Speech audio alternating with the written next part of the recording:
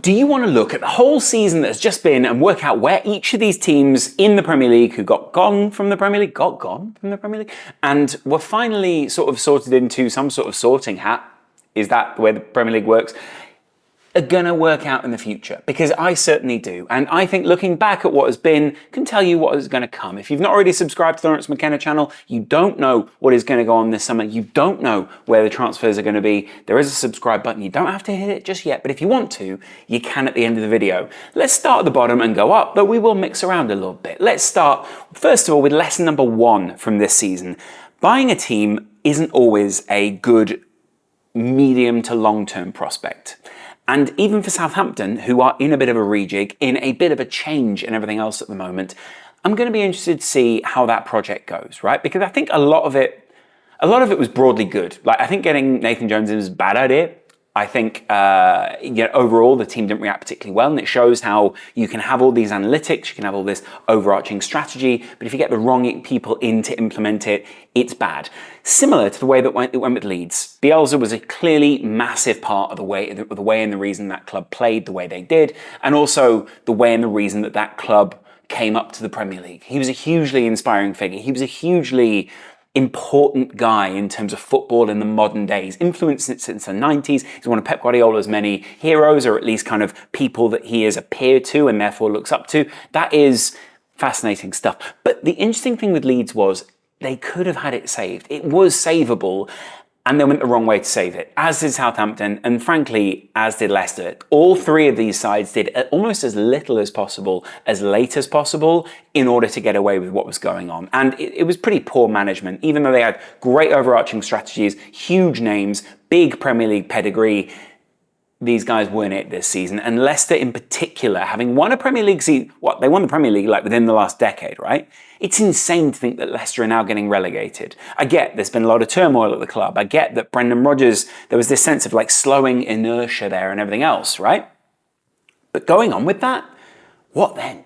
Like, outside of just, Leicester having a really good starting 11, granted some injuries in the same way as, Leeds have also had some injuries and Southampton also mixed and matched in kind of a terrible way. What were they supposed to do around that? Leicester had the quality to stay in the league, and I think they were always thinking they would do, and that was why they didn't act sooner on Brendan Rodgers. Leicester are a classic, and I can't believe more people haven't said this, too big to go down or too successful to go down, and possibly that FA Cup that they won, was it the FA Cup that they won a couple of years ago, has come back to bite them, I think. Like a fox, you might say. Of course, another team that are slightly too big to go down, Everton. Although these guys do seem to have a sense of buoyancy about the club. Everton overall, and I'm not saying that any of the fans below them didn't keep that team in the Premier League. Everton's fans, they keep them in the Premier League season after season. Amazing atmosphere, amazing sense of like, we need to be here. Incredible pushback, I think, against the owners. And, I can only really speak about the fact that all three of these clubs apart from Leicester went down on the back of ownership which was less than ideal. And even then you could argue Leicester's ownership, I'm trying to be as generous as possible because we know what happened at Leicester, but there's a dynamic there that needs to be worked out, and I think, they are going to lose a lot of key players that they could have kept this summer, and they're not going to. Similar with Everton, where it's like, look, if those guys had gone down, I imagine maybe a Pickford would have stayed. There would have been Connor Coe. There are plenty of other really decent players that would have stayed, but they would have lost some really high-end players. Can you see a Wobie playing? Don't answer that. The point is, Everton again mismanaged things. Everton again was influenced by the bad feeling at the top of the club very, very consistently. And it seems now as if Everton, they're in some sort of spiral.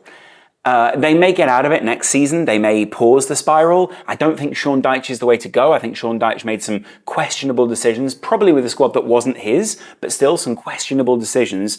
And you can't really blame it on the fact that, Leicester had the quality to stay up. I actually think Leeds had the quality to stay up. They were just not coached kind of close enough to where they needed to be. And the same with Everton. Like the coaching, what are you even meant to do with that? Do you know what I mean? What are you meant to do with that? Ugh. Anyway, the whole Lampard thing, weird experiment, isn't it? Like, to think where we started the season with some of these managers and to think where we ended the season with some of these managers, different manager at Leicester, different manager at Leeds, different manager at Southampton, different manager at Everton, same manager at Forest. A guy who had such a high turnover of squad that, you would have been crazy to not predict that those guys would go down with that amount of turnover, but he managed to keep them up. And actually, when you look back at the Premier League table, look at this. Like, I'm going to go into presentation mode because it makes more sense that way. Look at this. They were up comfortably by 4 points in the end of the season. I know it didn't feel that way, but it was way more comfortable than we thought it was going to be, right? Maybe not, I don't know. Forest, I like them. I'd love them to stay in the Premier League a little bit longer. Realistically, I think next season they probably get one more season. They probably get the problem for them is there's a glass ceiling of people who are just spending and have more infrastructure and all these kind of things well ahead of them. They're going to have to do more than just buy players this summer. It's going to have to be a coaching thing. It's going to have to be a tactics thing. I think actually the great thing is this summer, they're going to get some time with the coach and a bit of time off and a bit of time to bed in and all these kind of things. There'll be some signings that keep them in the league, probably a bit more experience and probably a couple of offshoots from this area over here, right? Next up, Bournemouth. Bournemouth targeted quite a few people at the end of the season when they stayed up. Frankly, if they'd have stuck with Scott Parker, they would have gone down. They would. Listen to your mother. They would, all right? Just listen to what your mother's saying, all right? She's been around for a lot longer than you have, all right, Sonny Jim? Okay, I'm just saying, it's... Bournemouth were meant to go down this season and they didn't. And they're kind of taking up a Premier League space at this point. Everyone just feels particularly blah about Bournemouth.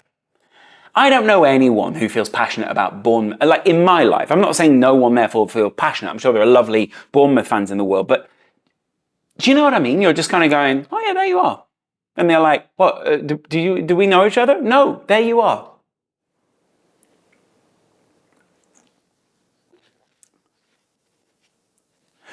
West Ham, time for a manager change, it seems. Poor Premier League season. Obviously, it was good for him to inspire them to whatever it is that, happened towards the end of the season there. Some people in England, extremely happy about the West Ham thing. Incredible story with West Ham, especially when you think about where they finished in the Premier League. Look at that as a Premier League table. Look at it. West Ham finished 14th and they just won the Europa Conference League. By the way, they weren't all that far off Chelsea. 4 points off Chelsea. So shows the quality of the Europa Conference League. Not that either of them are in it next season, because West Ham take a step up into the Europa League. Thank you very much. And Chelsea certainly don't. But the point is, with West Ham, right?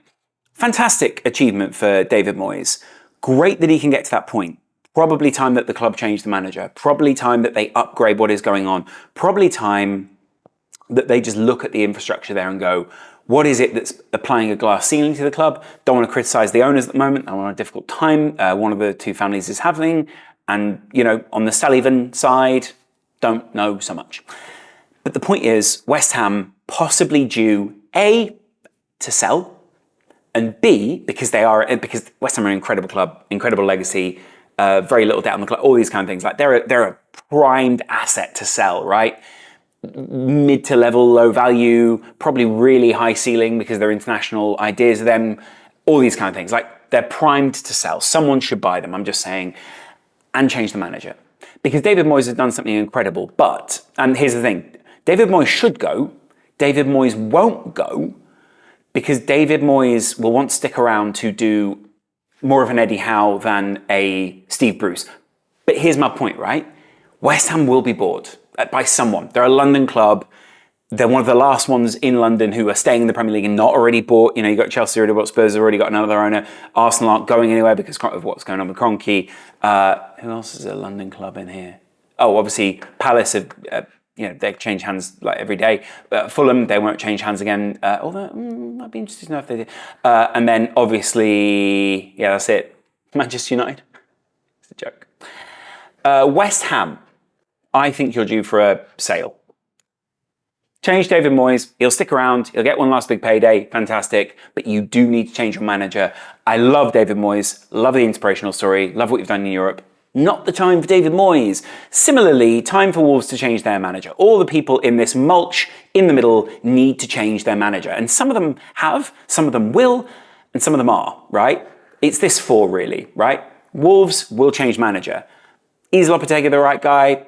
Possibly not. Probably already lost the dressing room. Probably not the right guy for this particular project. Probably fantastic somewhere else. Probably very good at punching up the league, all these kind of things. Not what Wolves need right now. Wolves need a manager that is going to get people in the transfer window. Need a manager that's going to make them look sexy. Remember earlier on in the season, we were talking about, hey, there's going to be loads of people who are bought from here, here, and here. Liverpool were looking at Matteo Nunes. There was other Nuneses flying around. There were other players who were interested in leaving and coming. And Wolves looked not exciting, but it was like, hey, we could pick a few things off there. They'll play some all right football. We know they're technically proficient. Boom, boom, boom. It's not about staying in the Premier League for Wolves. It's about being a shop window as well. Really average season from Wolves. They could have punched up the table, didn't. The real problem for them is, again, glass ceiling for the people above them. Not good to watch. Probably one of the teams where I love them being in the Premier League, just not like in this form. Speaking of which, these guys changing the manager. I'm incredibly excited to see what Poch does. I've got a Poch video coming out fairly soon. I love Pochettino, love the story, invested in him as a man, invested in him as a character, invested in him as a manager, all these things. What a guy. And what we're going to see is something special. But this season, what we saw was poor. The Graham Potter thing, his team then went on to then finish better. The mismanagement, the poor transfers, even though in January they got Enzo Fernandez, probably one of the better players in the January transfer window, if not the best player in the January transfer window, though his influence on the team, good. But I'll carry on with that a little bit later when we've gone a little bit further up the table, got a bit more context around Chelsea. Broadly, Chelsea are slept on this season, right? They will enter next season way stronger, way more drilled, having had a better pre-season, knowing a little bit more about what the manager wants from them. Things will be a-changing at Chelsea. But right now, poor season. Things could move forward. And they will. Poch will get this side firing. By the way, really got a lot of time for Lampard as a person. Struggling to think as what we do with him as a manager now. Is Saudi Arabia beckoning? I mean, if it's more on TV, if it's got good quality players, if you can probably go over there and win it, do you know what I mean? Just think about it. You're putting yourself in a shop window, and I think it's tax-free. Anyway, Chelsea really poor this season, terrible season. Ownership really mismanaged it this year, but the ownership, I think, have walked into what is a fire sale of a club and realised how many issues there are, probably dealing a lot more with that, putting it down a bedrock. Chelsea will build from here. I'll show you XG later. What happened with, I think what happened with Potter was just too early for them. They got the new owner came in, wanted to put his mark on it. Bear in mind, they started the season with Thomas Tuchel, who is now at Bayern, so it's not like he's a terrible manager, but then again, he's not exactly managed Bayern brilliantly. There were a lot of politics going around the club, on the field and off the field. Didn't manage it particularly well, needed to stabilise the ship, all these kind of things. Chelsea have just had one of those awful, and I mean awful, transition seasons. Palace should have achieved more this year. Disappointed with Vieira. Disappointed they brought Hodgson back in. Disappointed the club haven't moved forward. Love the squad. That squad know they can play up, and so they knew that what Vieira was doing was limiting the team. They knew that what Vieira was doing was probably overly cautious, and of course it was overly cautious. They didn't score goals for ages, but weirdly, like they were doing way better before scoring goals at the end of last season. Was that a bit of a misnomer? What's going on there? Do you know what I mean? Weird one, a huge potential within the team. Let's see what Zaha does, but even without Zaha, what a set of talented players. Those guys will stay in the Premier League very easily next season. Just need a manager that can set them up right. Fulham, what do we say about Fulham? Should have finished higher in the Premier League table, dropped away towards the end. Classic Marco Silva. I predicted them to go lower than this. I think I actually predicted them to kind of go, like, almost go down.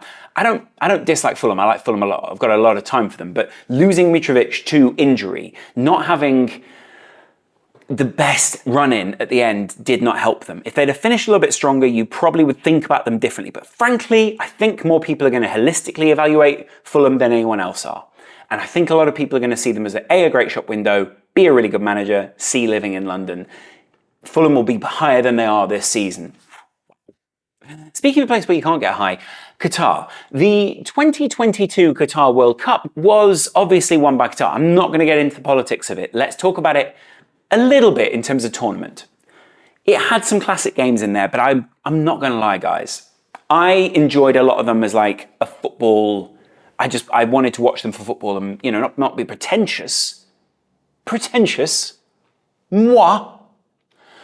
But at times it seemed a little like there was a bit of a clutching at straws, kind of, we're trying to make this good. This product isn't quite working just yet. It all worked quite well on the ground as far as I've heard. And loads of people went and had a really good time there. It kind of gave a bit of a respite. I kind of want to talk about this. Like, first half of the season, because we're about halfway up the Premier League table, Arsenal were insane. Like, I really probably should have done this chronologically, but I've done it Premier League table-wise. We will get into the chronology of things later, right? Messi wins it. Wow, Messi won it. That was great. That was like a real highlight moment, okay? He also won, did he win goal scorer or player of the tournament?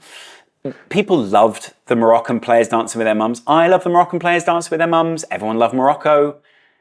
They were a great advert for, a North African team in the first place, getting as far as they did. A great advert for, I want to say Muslim countries kind of playing football, because I think a lot of people stereotype about a lot of those kind of, not areas, but like types of integration in terms of football. You know what I mean? Like integrating people into football who don't visually fit there in the Western market to a lot of people is a tricky one. This did a big part of that. And things like this really helped, right? Loving your mum, huge part of it. As I say to my kids, love your mum. Anyway, of course, England went out to France, 2-1. This isn't Harry Kane, but I had a picture of Harry Kane, but I actually preferred this one. Just thought it was a bit funny. Be true to who you are, it says on her arm. So true. Anyway, England went out, gutted, but there were lots of good things to take from it. And at the time, we thought Jude Bellingham was coming to Liverpool, because he was hanging around with Trent and Endo and all those guys. At the same time, some fantastic World Cup performances. We have seen them play since. They did beat Italy. They are coming back to play even more football over the summer. Why you want to exhaust the squad at this point, I don't know, but here we are. England flattered to deceive. They were poor, just were. And that brought us to halfway in the Premier League season, right? Now, before we go into this top half, I just want to sort of summarise a little bit of this. We've just covered Chelsea. Chelsea were on the same number of points as Liverpool were at this point in the season. That's how poor Liverpool were and how poor Chelsea were as well, but relatively, right? The two clubs sort of took different trajectories after that, and I kind of think that's tribute in element to the likes of Jurgen Klopp. The fact that Liverpool kind of turned things around a little bit is, I think, testament to that team, but you can see there are losses creeping in there. You can see they put some wins together pre-World Cup, and I sort of appreciated that.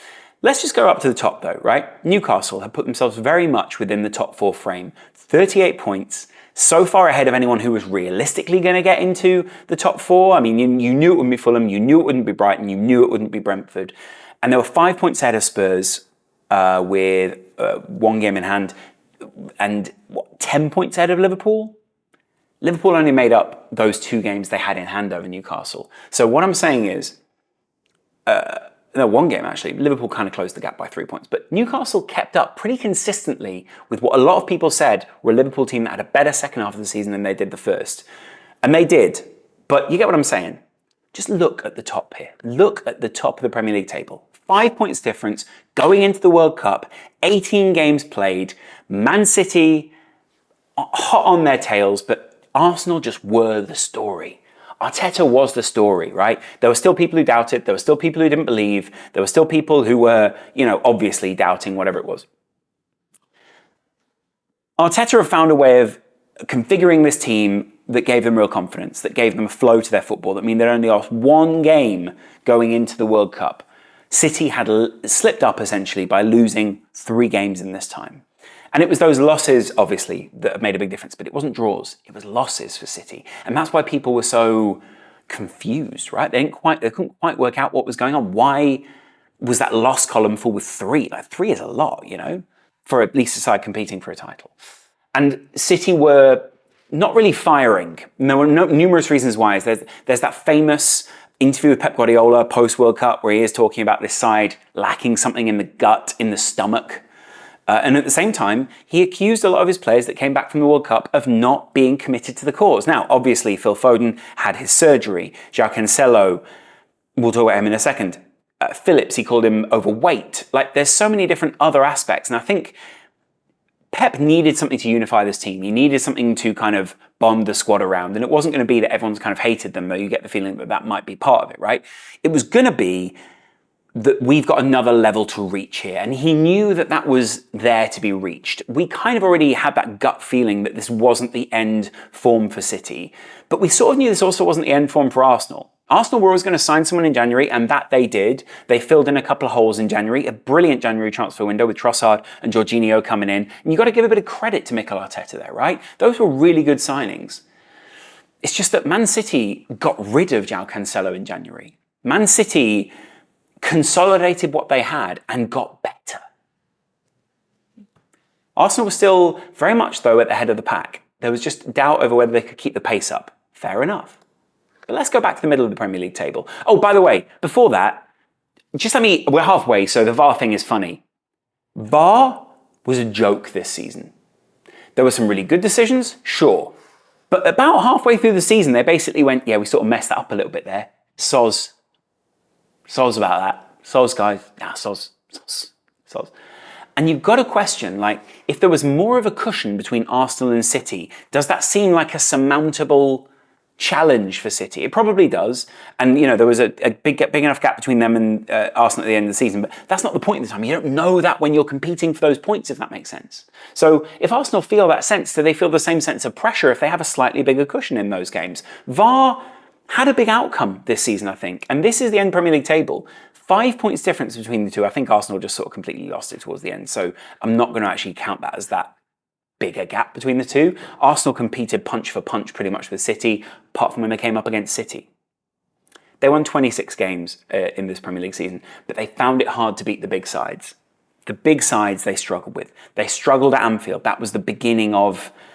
That was the early seed, should we say, of a bit of a crisis of confidence when they'd lost one of two really important players at centre-back. And I think this was it for Arsenal, really. No depth at centre-back. With that depth at centre-back, I think they don't concede the goals. I think they do have more structure. I think they do pass it forward. I'm not saying they win the league, but I'm just saying there's something good there.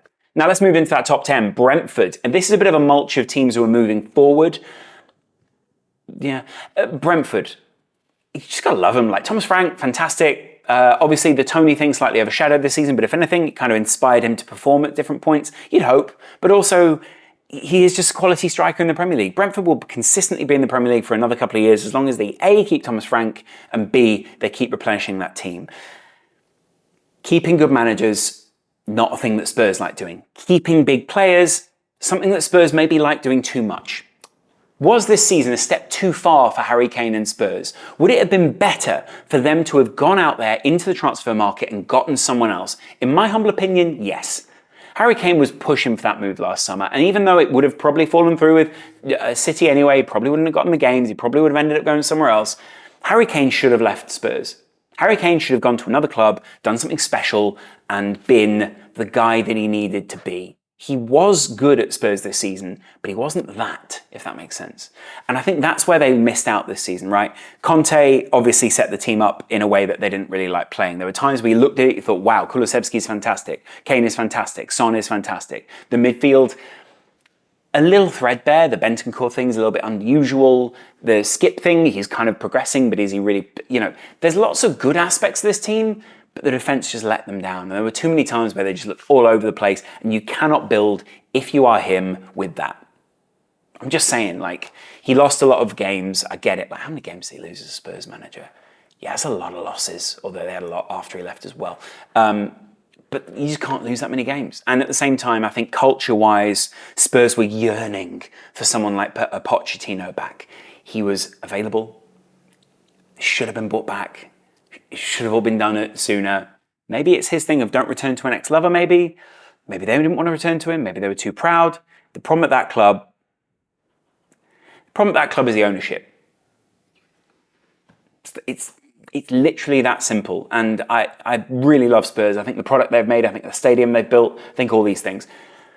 The problem sits at ownership level, I will put it that way. And these guys need to look at what the route is for them right now. Aston Villa, start of the season, it was awful. Steven Gerrard instantly under pressure. Steven Gerrard fielding a side that didn't really like him at the time. They didn't like what he had done with Mings. They didn't like how he reconfigured them. All these kind of things. The deck was stacked against him, essentially. So any manager who came in and gave them a bit of a refresh, gave them a bit of a change, dropped the right players for them, learned how to manage the dressing room, was going to do well. In steps Unai Emery. Fantastic manager. A really brilliant guy.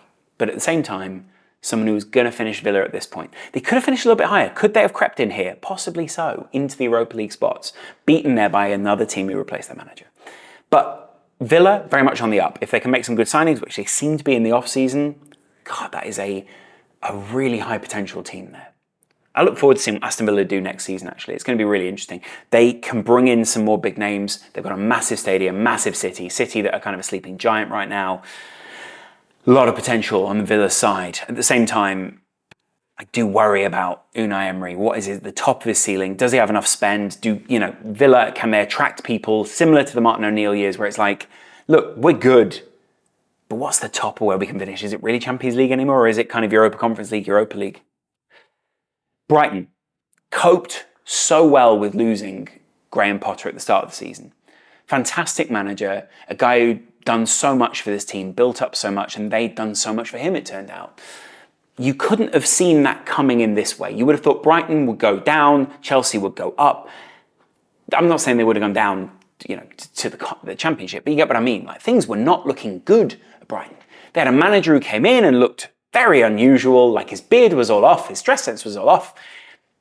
He came with a great track record, but he looked a little unusual. He looked completely different. He had a different complexion to the way that Graham Potter had his. Graham Potter had kind of matted dad skin, whereas De Zerbi had a sheen to him that looked like he'd been manufactured in some fashion. And Brighton had this kind of unmanufactured image that it seemed Graham Potter just sort of dropped as soon as he left. It was kind of so weird, wasn't it? Graham Potter, the Potter thing I've covered a lot on this channel. The De Zerbi thing I'd love to cover more, but he influenced a lot of where the Premier League is going, influenced a lot of the shapes at the back. He tried to counter a bit of what the top teams were doing, where the top teams were moving, your Cities, your Arsenals, those kind of guys. Hence why he got some decent results this season against some top sides, and hence why he absolutely killed the guys who finished just ahead of them, Liverpool. Liverpool had one of their worst seasons, if not what feels like their worst season under Jurgen Klopp. They lost one of their key guys at the start of the season in Sadio Mane, who then went to a team that he didn't even really want to be at. A team that clearly in the end didn't really want him and were just doing PR for the rubbish of it. Well done, Munich. You ruined a good guy. I hope you're happy. Anyway, they brought in Darwin Núñez. Not a fantastic start, although a really good start actually, but not a fantastic full season. Sure, he had a really good set of goals. Liverpool's XG is something we'll look into in a minute, but not great. And in fact, Liverpool took some beatings. One of the biggest highlights of this season for Liverpool, the United win. Probably beaten Newcastle a couple of times. Punching up is kind of what Liverpool are doing this year, but how much longer can they punch up? Do they need to reinvest? They have invested a lot of money already. Do they need to invest a little bit more? Probably not going to invest up front in strikers, so they need to do something in the midfield that's going to be particularly special. There is so much going on at that club, and they didn't make the top four by 4 points. I think the problem, and we all know it, was that it hung over the club. The midfield weren't reformed. Whether you thought they were going to get Jude Bellingham or not, the midfield was not reformed in the way it needed to be. That's not to say they needed to get rid of Hendo or Milner or Fabinho or any of these guys, even Thiago. It was just that there was never the orientation that you needed until it was too late. And weirdly, Liverpool fell upon this late formation where it was hey, this is actually working really well. The box midfield works right with Trent. Still left the team wide open. It still left Konate needing to be aggressive. It left Andy Robertson kind of feeling like a left centre-back, but actually playing as kind of like a left winger, and he was not that. We kind of needed him to be midway between the two. Fantastic player, and he did do really well, to be fair to him, but you get what I mean, he was sort of stuck between two worlds. And then Virgil van Dijk was just getting in the middle of that park, just people just having a go at him. He had a crisis of confidence, I think. And he began to doubt himself. And you can't do that as a leader centre-back. People who didn't doubt themselves, Newcastle United. Very consistent this season. Finished, towards the end, began to drop off a little bit, maybe fitness-wise. Don't worry, lads, that'll change. And really, I think they deserve for kind of manager of the season, kind of manager of the whatever. If you think about what happened the previous season, how low expectations were, how poor the squad was, how poor investment was. There's always a siren. How poor everything was around this side. Newcastle have excelled this year under Eddie Howe, and they deserve where they were, right? Maybe it would have been great for them to finish ahead of Manchester United. They didn't, because look at the Premier League table. There they are in 4th. But even if you don't finish ahead of Manchester United, you still deserve to be well within that conversation. Coming on to Newcastle, massive improvements. A couple of positions they will massively improve, and they will basically solidify their top 6. Because I think there are going to be people going in and out of the top 4 season on season from now on.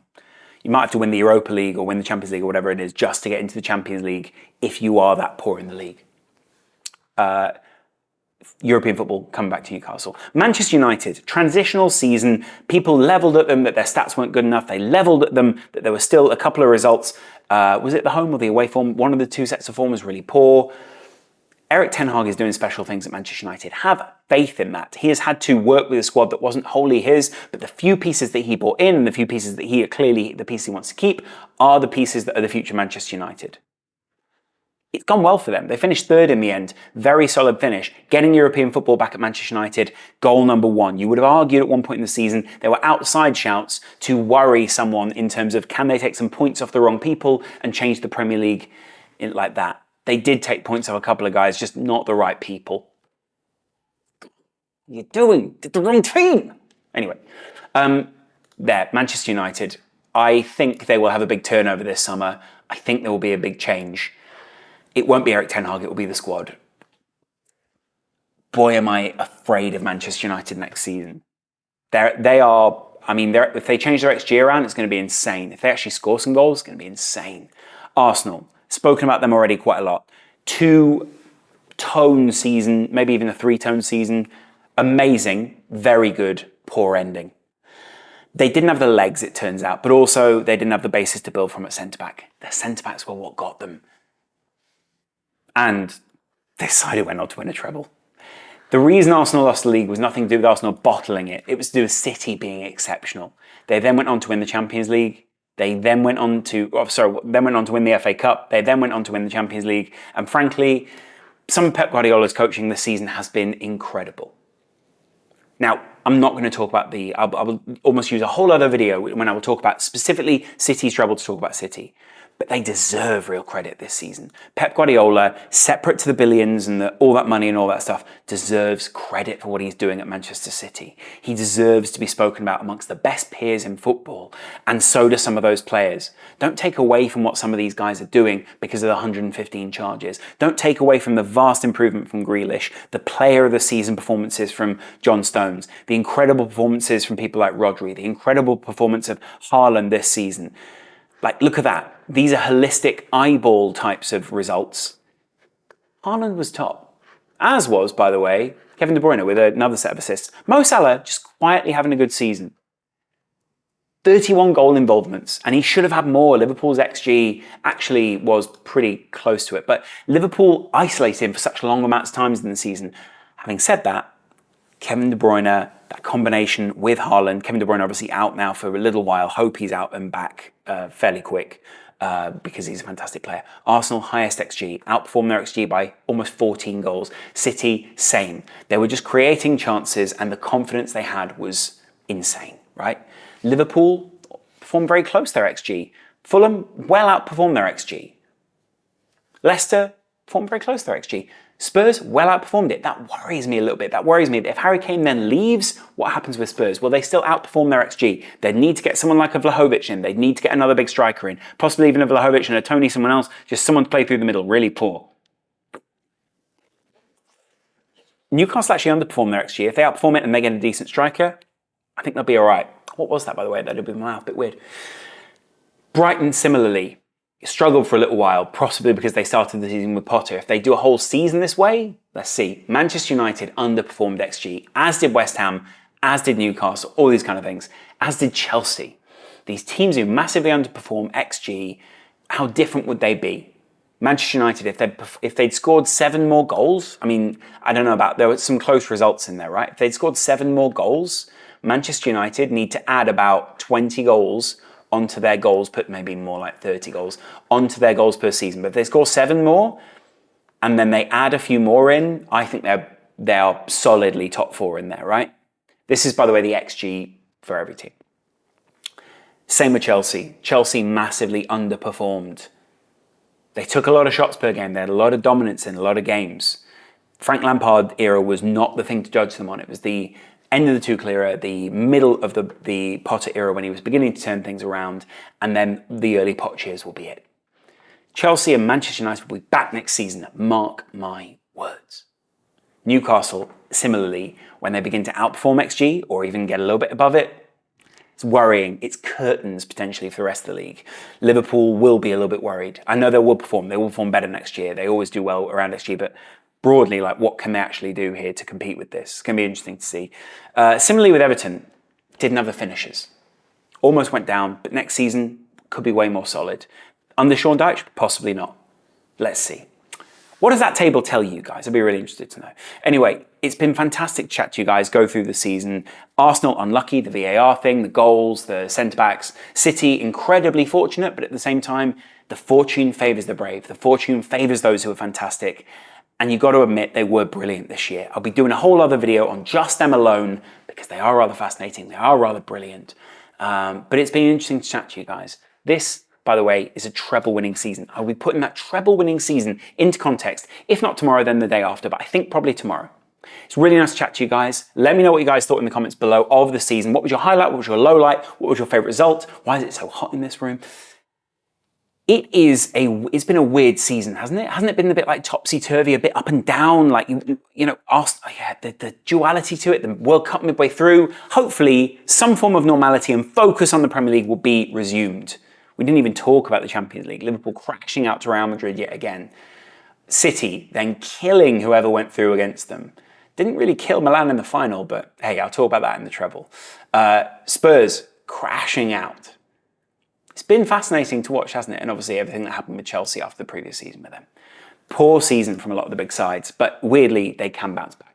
Been really nice to chat to you guys. I will be back on this channel again tomorrow. Let me know what your highlight of the season was. We can go through some of those comments. We can go through all these kind of things. Been really good to chat to you guys, and I'll see you in a little while. Much love. Bye.